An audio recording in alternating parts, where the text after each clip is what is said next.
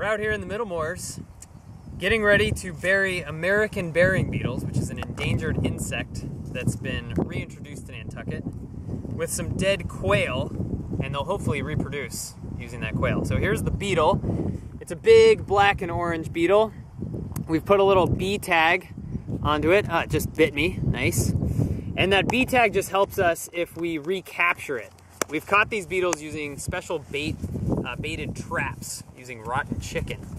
And we spent 2 weeks trapping for them. We've caught a bunch of beetles, and now we are going to bury them with a dead quail, and they will use this quail to create a bunch of baby beetles, which we call larvae.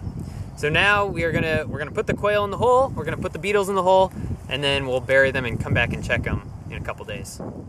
So we're gonna place the quail down in this hole, pre-dug hole that we made, and the beetles are gonna take this and take it way down underground, another 8 inches or so, and create a nice little chamber there. But we have this little tag on it, tells us how much this quail weighed, 132 grams. Create a little rain wall to prevent rain water from seeping in there. And we take our beetles out of their special little deli dish.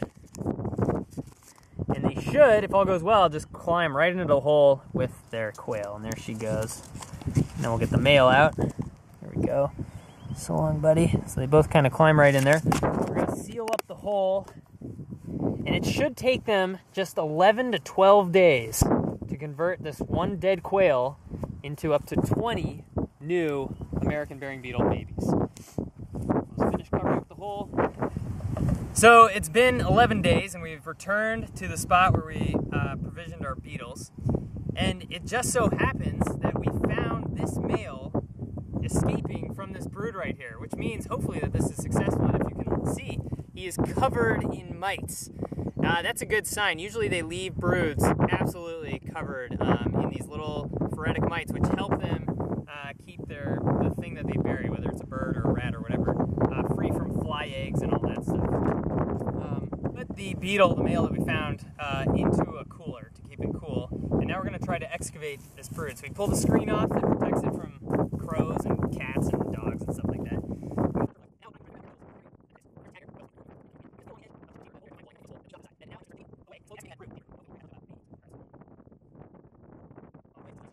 So we have our little plastic dish here, and here are some American burying beetle larvae. And so we're going to pull all of these out of the ground.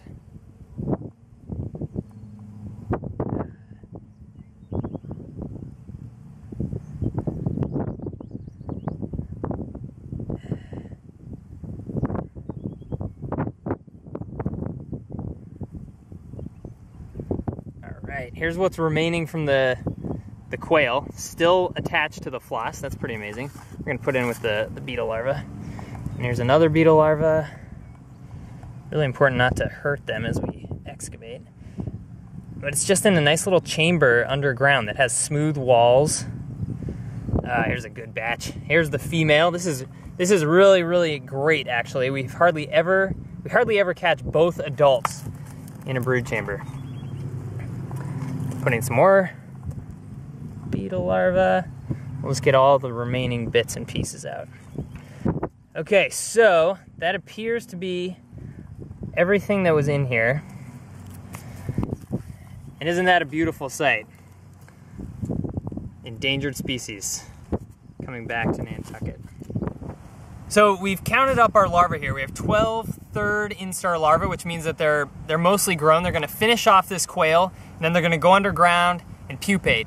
And in 45 days, they'll emerge, so that's in late summer, they'll emerge as adult beetles and look like this female. Then they'll survive the winter, hopefully, and then start this whole process next spring and summer. So now what I'm going to do is just rebury them all underground. We'll seal it all back up and let them do their thing. And our fingers are crossed that all of our broods that we put out here have been as successful